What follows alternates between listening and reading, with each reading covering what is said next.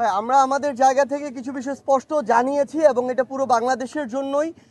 প্রথম একটি কথা, আমাদের জায়গা থেকে আমরা এটা বলে এসেছি যে ছাত্রদের নেতৃত্বে ছাত্র জনতার এই যে একটা অভ্যুত্থান হয়েছে, এই অভ্যুত্থানে এই তরুণ প্রজন্ম তাদের জায়গা থেকে সামনে সারিতে নেতৃত্ব দিয়ে একটা দায়িত্ব পালন করেছে। এখন আমাদের যারা বাংলাদেশের রাজনৈতিক অঙ্গন থেকে রাজনৈতিক দলের যারা অগ্রজবৃন্দ রয়েছেন, তাদের সবচেয়ে বড় দায়বদ্ধতা হচ্ছে ঐক্যবদ্ধভাবে যে আওয়ামী লীগ বাংলাদেশে 5 আগস্ট অপ্রাসঙ্গিক হয়েছে, যেই আওয়ামী লীগ ছাত্রলীগ যুবলীগ এই নামগুলোকে ব্যবহার করে এই সন্ত্রাসী কর্মকাণ্ড এবং গণহত্যা হয়েছে, তাদের বিরুদ্ধে এখন ঐক্যবদ্ধভাবে আমাদের যে প্রতিক্রিয়া সেটি দেখাতে হবে, এই নিষিদ্ধের প্রক্রিয়ায় যেতে হবে। এক্ষেত্রে তারা যদি তাদের নেতৃত্ব না দিতে পারে, এই দায়বদ্ধতা এই তরুণ প্রজন্মের কাছে তাদেরকে আগামী পুরো যে সামনের দিনগুলো রয়েছে, যুগের পর যুগ এই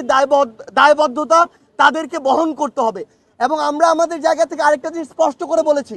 আমরা দেখতে পাচ্ছি পুরো বাংলাদেশে যখন অপারেশন ডেভিল হান্ট হচ্ছে, কিংবা যারা আমাদের শহীদ ভাইরা রয়েছেন, আহতরা রয়েছেন, তাদের মামলার সাপেক্ষে যে বিভিন্ন গ্রেপ্তার হচ্ছে, বিভিন্ন বিচারিক প্রক্রিয়া হচ্ছে,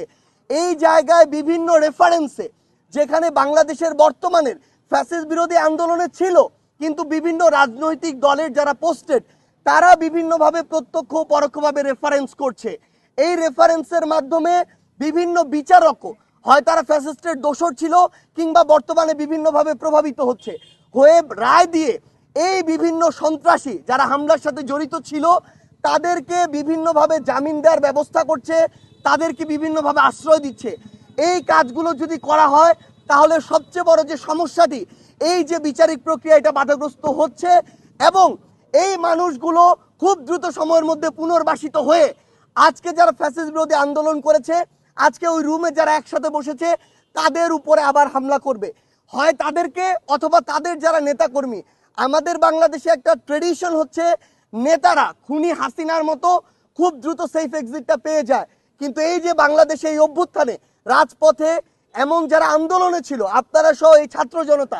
তাদেরকে কিন্তু ওই খুনি হাসিনা এবং তার দোসররা ছাড়বে না। সেই জায়গায় আমরা প্রত্যক্ষ এবং পরোক্ষ